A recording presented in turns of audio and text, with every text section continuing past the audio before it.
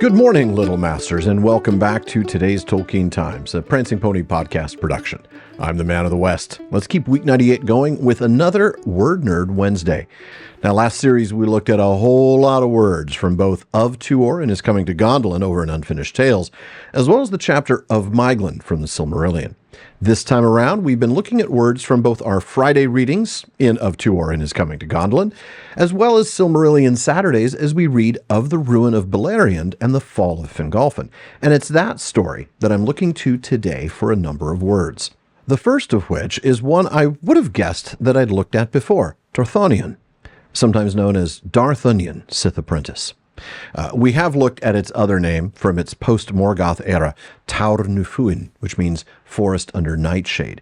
But surprisingly, we've not looked at Dorthonion itself.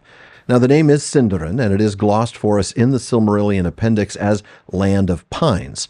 Two elements are straightforward. Dor is land, as we've seen so many times, Gondor, Mordor, etc. Thon is pine, as we read in the always useful words, phrases, and passages from the Lord of the Rings found in Parma El Delambaron 17. It's also used in Treebeard's song in the Lord of the Rings when he sings about this region. To the pine trees upon the highland of Dorthonion I climbed in the winter. Ah, the wind and the whiteness and the black branches of winter upon Orad Nathon. Orad Nathon meaning simply Pine Mountain, or Mount of the Pine Tree. The suffix ion in Dorthonion, though, is a bit tricky to figure out. Now, normally, that is the suffix for land, like in Eregion or Rovanion. But that would be Land of Pines land, so that seems unlikely. Eldamo.org points out a note in Parma El Delambaron 17 where Tolkien explained that Dorthonion was a Nolderized Sindarin word, leading them to conclude that perhaps the final element is the Quenya genitive plural ion, so that Thonion is Quenya-rized Sindarin for of pines. And that makes good enough sense for me to go with. Next up is the name of King Fingolfin's great horse, Rochalor. Now, sadly, this one is, in part at least, unclear.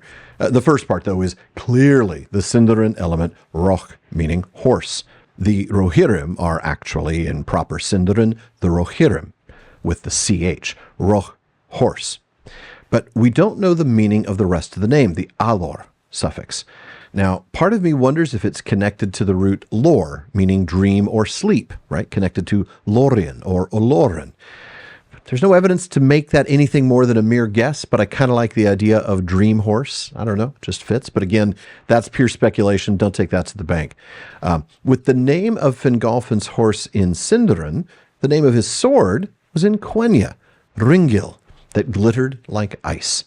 The root ringing means cold. We see it in Sindarin names like Himring, ever cold, Ringare, the month of December, which simply means coldness, and even the river Ringlo, which means chill flood. Now, interestingly, the first appearance of the name Ringil was in the very earliest Lost Tales, but it was the name of the tower that held the northern lamp. You know, the two lamps that were the predecessors to the trees. By the time of the etymologies in the 30s, Ringil was the name of the lamp itself. It then became the name of Fingolfin's sword by the Lays of Beleriand, and was still both the lamp and the sword until the 50s and 60s revisions to the Silmarillion, when the lamp's name was changed, but Ringil remained as the name of High King Fingolfin's sword. Next up, believe it or not, the name of Morgoth's mighty hammer of the underworld, Grond, does have a meaning. Frankly, it just sounds awesome. It doesn't need a meaning. It's almost onomatopoeic. But it is the element Grond, which means club, used as a name. Simple, which is all you'd expect, really. And unlike a lot of other names we've looked at, it has stayed that way from the beginning. It was an early Noldorin name, Grond, in the Lays of Beleriand as far back as the 20s, with the same translation. Then it was simply a Noldorin name in the etymologies, also with the origin of club used as a name. And now I want to make the name really fit. Hammer of the Underworld. Well, Mbad, M-B-A-D, that root is duress, prison, doom, hell, like we see in Angband, Hells of Iron. So, Grondband? Okay, how about Bangrond? All right, headcanon, Bangrond. Hammer of the underworld. Okay. Maybe I should stay away from put the Elvish dictionary down, sir. All right. Moving on from that utter nonsense, we will look at one more name for today. And that's Thorondor, the King of Eagles, whose name means, Eagle King. Two Sindarin elements at play here. We'll look at the last one first. The dor suffix means king. That comes from the word taur, T-A-U-R, meaning king, which would ordinarily mean the suffix would be tor, right? So it doesn't get confused with the dor suffix that means land. So the thing is, though, the tor always undergoes that soft mutation to dor. So we see that in names like Meneldor, Lord of the Heavens, Arador, Noble Lord. And it's cognate with Quenya tar. That's a little more familiar. It's the prefix used by Númenórean kings, as well as tur, as in Turin Turambar, where it means master. So that's the dor suffix in Thorondor's name. The other element is Thoron, meaning eagle. And we see this element in the pseudonym that Aragorn gives himself in his early days in Rohan and Gondor, Thorongil, a name which means eagle of the star. Now, interestingly, though, Aragorn's father's name, Arathorn, right? Aragorn, son of Arathorn, is not, or probably not, related to Thoron, eagle. You'd think it might be Thorn, Thoron, and certainly it would inspire Aragorn to give himself that name.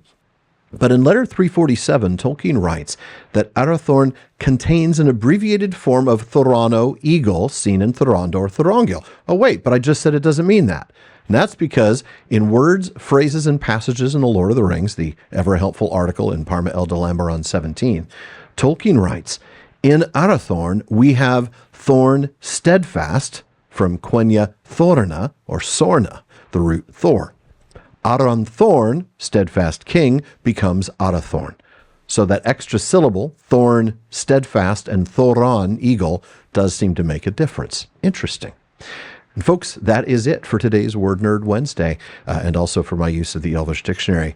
Come back next week as we wander the wide, wild, wonderful world of words weekly on Wednesdays. And if there's a word that you want to know, just let me know by emailing barliman@theprancingponypodcast.com. Please visit patreon.com/TolkienTimes to learn how you can support the show, get an ad-free feed, a monthly hangout with me, bonus weekly episode, and a lot more.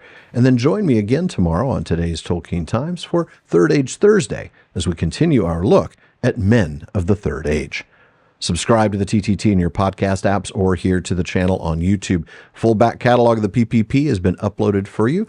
And be sure you're following @PrancingPonyPod on social media. Finally, as Faramir says, go with the goodwill of all good men.